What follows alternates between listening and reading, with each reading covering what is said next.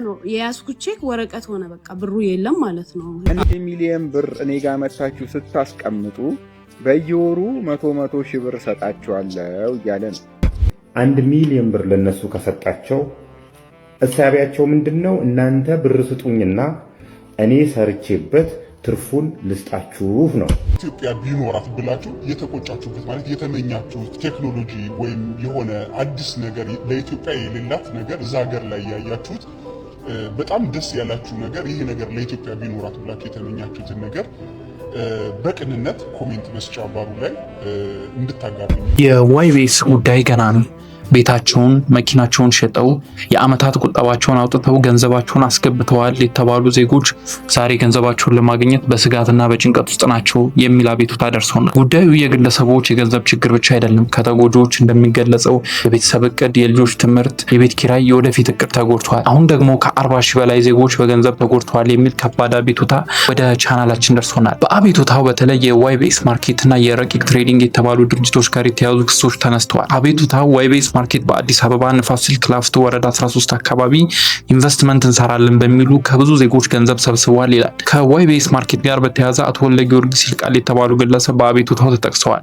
እንዲሁም አቤቱታው ግለሰቡ በአሁኑ በዱባይ ውስጥ አዲስ የንግድ ስራ ጀምረዋል ይላል። በሌላ በኩል ረቂቅ ትሬዲንግ በሚል የተጠቀሰው ድርጅትም ከዋይቤስ ማርኬት ጋር በተያያዘ እንደነበርና በኋላም በራሱ ስም ስራ መጀመሩን አቤቱታው ይገልጻል። እዚህ ላይ ግን አንድ ትልቅ ጥያቄ አለ።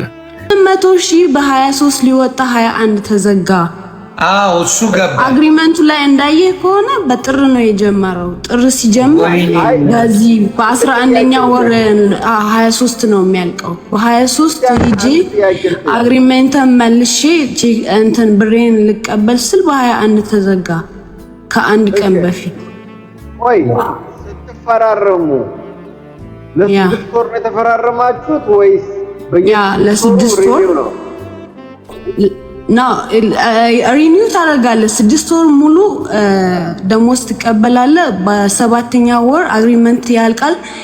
አግሪመንት መልሰህ ከፈለክ ሪኒው ታደርጋለህ፣ ከፈለክ የራስህን ዲፖዚት ትወስዳለህ። ማውጣት ትችላለህ። ስለዚህ ጨዋታው ምንድነው የሆነው መሰለ?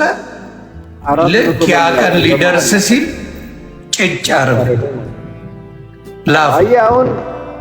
አሁን ምን አረገ እሱ 800 ከሷ ወሰደ፣ 450 ሰጣትና 350ውን ይዞላት አለምረ እሷ በዚህ ላይ 6 ወር ሙሉ ገንዘቧ እዛ ታስሮ ተቀምጧል።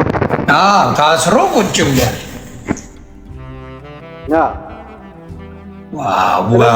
እሱ ስንት አትርፏል?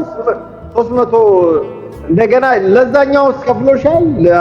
ለዛኛው አልተከፈለም። እሱን እኮ ኦሬዲ ያኛው እኮ በ450 ሺህ ያረኩት እሱ በቀን 3 ነው። አየህ በቀን 3ቱም አሁን 12ኛ ወር ላይ ነው። በቀን 23 11ኛ ወር ምን ማለት ነው? በቀን 3 እናቱ ላይክ እኔ በ23 ጥር 23 800 ሺህ ብር አስገብቼ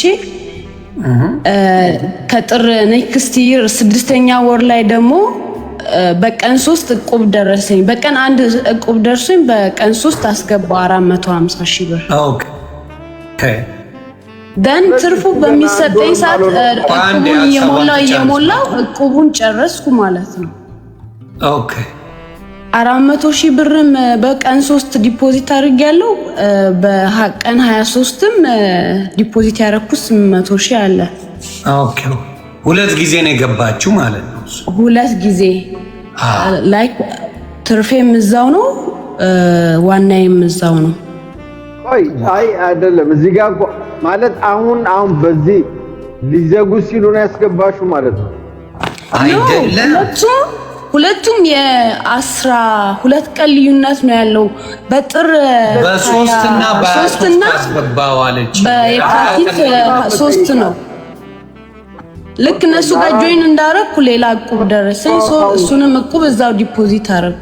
ዘን ትርፌን ወደ እቁቡ እየከፈልኩ ገባኝ ክሊር አድርጊልኝ። እሱ ገብቶኛል ያልኩሽ ያለው አንዴ ካሜራ ላብራ በትልቁ ታረግልኛለህ?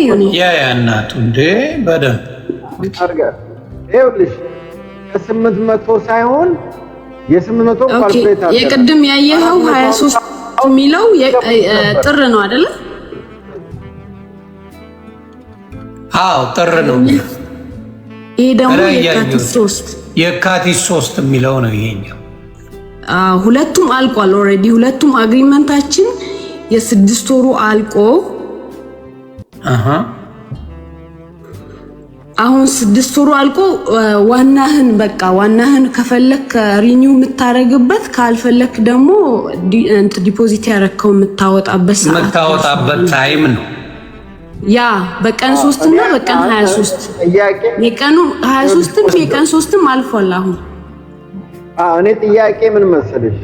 እሺ የ450 ውስጥ ስንት ይከፍሉሽ ነበር? ለ6 ወር ስንት ይከፍሉሽ ነበር? 80 ሺህ ለዛኛ ነው።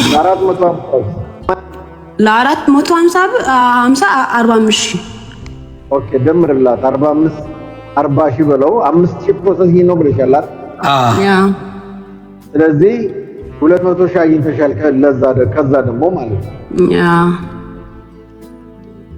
እሱን እኮ ነው ላጣራ ያፈለኩ። እንደዛ ነው ያልገባ እሱ ነበር። ልክ ነህ። እና 600 ስለዚህ ከዚህ 200 ሺህ ከዛኛው 650 ሺህ አግኝተሽ ላፋርገዋል ሰዎች። ምን መሰለሽ ከ650 ሺህ ኦልሬዲ 450 ሺህ እነሱ ጋር ስለሆነ ኦልሬዲ ትርፌም ዋናዬም እዛው ነው አልኩ። ያው 400 ሺህ እዛው አንቺ እኮ እዛ 1.2 አለሽ። ያንን መመለስ አለባቸው ሙሉም ማለት ነው። ሙሉም መመለስ አለባቸው። ችግሩ እኮ እሱን ላለመመለስ ምን አደረጉት? ዘጉት። ከ40 ሺህ በላይ ሰዎች ተጎድተዋል የሚል አቤቱታ ከሆነ ይህ ትልቅ የገንዘብ እንቅስቃሴ ሲካሄድ የቁጥጥርና የክትትል ስርዓቱ የት ነበር? የስራ ዕድል ፈጠረ በሚል ያስተዋወቁት አካላትስ ምን ይላሉ? ኢንቨስት አድርጉ በማለት ለህዝብ ያስተዋወቁት ተጽዕኖ ፈጣሪዎችስ አሁን ምን ይላሉ? እርግጥ ነው ህዝቡን በአጭር ጊዜ ከፍተኛ ትርፍ የማግኘት ተስፋን በጥንቃቄ መመርመር አለበት። ግን ለህጋዊነትና ለዋስትናው ለገንዘብ የሚያገኙን በቃ ምን እንደሆነ መጠየቅም ግድ ነው። ዛሬ የሚጠየቀው ጥያቄ ግን አንድ ነው። ተጎጂዎች ገንዘባቸውን መቼ ያገኛሉ? ጉዳዩስ በምን ይመረመራል?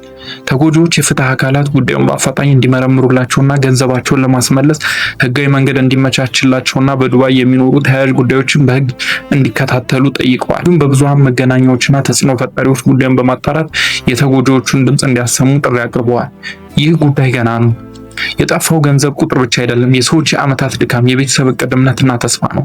እናንተስ ምን ትላላችሁ? ለረቂቅ ትሬዲንግ ካልሰማችሁ እኔ ልንገራችሁ። ረቂቅ ትሬዲንግ እያለ ያለው 1 ሚሊዮን ብር እኔ ጋር መታችሁ ስታስቀምጡ በየወሩ 100 ሺህ ብር ሰጣችኋለሁ እያለ ነው። ለ6 ወር እንፈራረምና በየወሩ እናንተ 1 ሚሊዮን ብር ትሰጡኛላችሁ፣ እኔ ደግሞ ለ6 ወር በየወሩ 100 ሺህ ብር ሰጣችኋለሁ።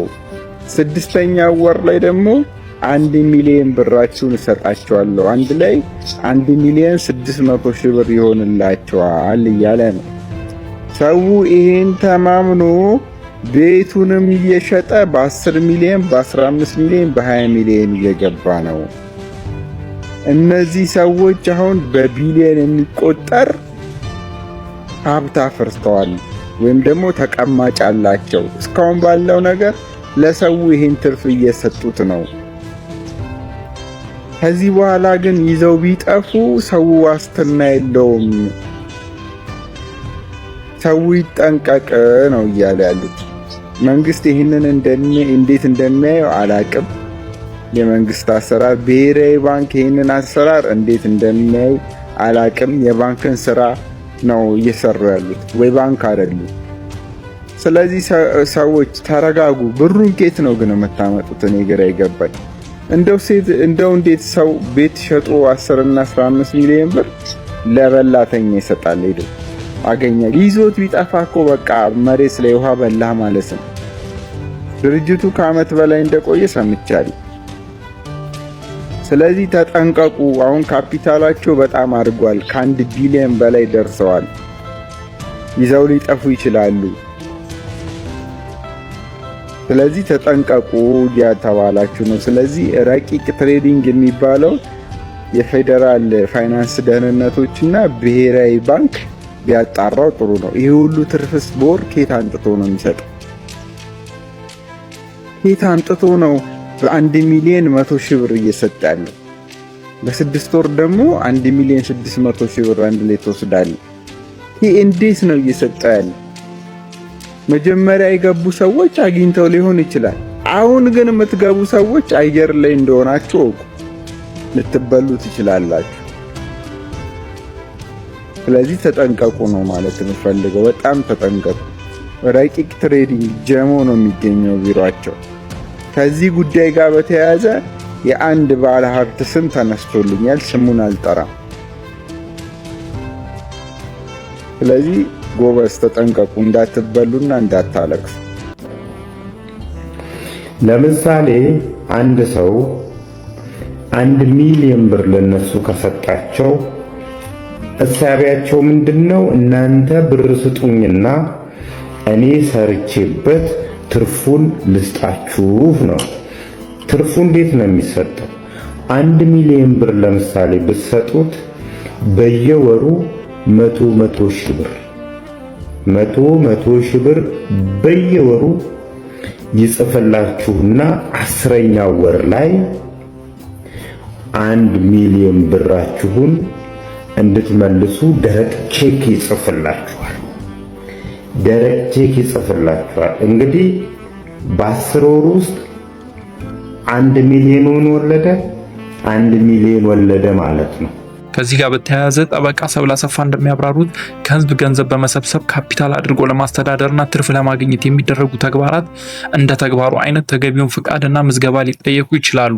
እንዴት ይታያል የሚለውን በአጭሩ ለመግለጽ ነው ይሄን ቪዲዮ መሰራላችሁ። እንግዲህ በ2013 የካፒታል ገበያ አዋጅ ቁጥር 1248 መውጣቱ ይታወቃል። ያንን ተከትሎ ደግሞ የኢትዮጵያ የካፒታል ገበያ ባለስልጣንም ተቋቁሟል። አንድ ሰው ከህዝብ ገንዘብ ሰብስቦ ያንን ነገር እንደ ካፒታል እየተጠቀመ ለማትረፍ እና ትርፉን በዚህ መልኩ እነዚህ ሰዎች ድርጅቶች በሚሰሩበት መልኩ ለማጋራት ከህዝብ ገንዘብ ለመሰብሰብ የኢትዮጵያ ካፒታል ገበያ ባለስልጣንን ፈቃድ እና ምዝገባ የሚፈልግና በአግባቡ ፕሮስፔክተሳቸው ስለ ድርጅቶቹ ማንነት ምንነት በቂ ምዘና ከተደረገ በኋላ በጣም በጥንቃቄ በሚሰራ በራሱ በባለስልጣኑ በተፈቀደ ማስታወቂያ አማካኝነት መከናወን ያለበት ነው እና በመርህ ደረጃ በህግ ደረጃ ካያችሁት እነኚህ አይነት ስራዎች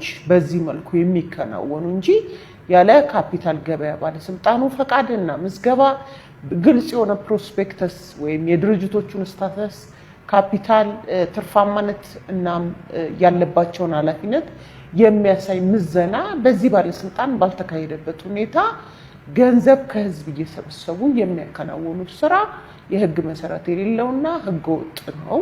ይህንን አውቃችሁ ነው ከዚህ በኋላ ይሄ ነገር ሊቀጥል ይችላል አይችልም የሚባለው ነገር ይሄ ነገር የህግ መሰረት ያለው አይደለም እና ሌላም ከዚህ በላይ በእንደዚህ አይነት ስራዎች የመሳተፍ እቅድ ያላችሁ ሰዎች ይሄ ነገር ህገ ወጥ የሆነ ተግባር ነው እና መብታችሁን ወይም ሀብት ገንዘባችሁን አደጋ ላይ የመጣል እድላችሁ ከፍተኛ ስለሆነ ጥንቃቄ ማድረግ ይገባል። በእኔ በኩል ያለኝ መረጃ ስለ ዋይቤስ እና ረቂቅ ትሬዲንግ ይሄ ነው።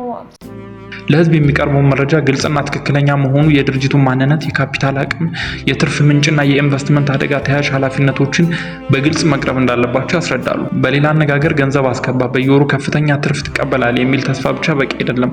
ገንዘቡ ከየት እንደሚውል፣ ትርፍ ከየት እንደሚመጣ በዙሪያችሁ ያሉ ህገወጥ የገንዘብ ማሰባሰብ ስራዎችን በመገንዘብ ራሳችንንና ሀብታችንን መጠበቅ ከኛ ይጠበቃል።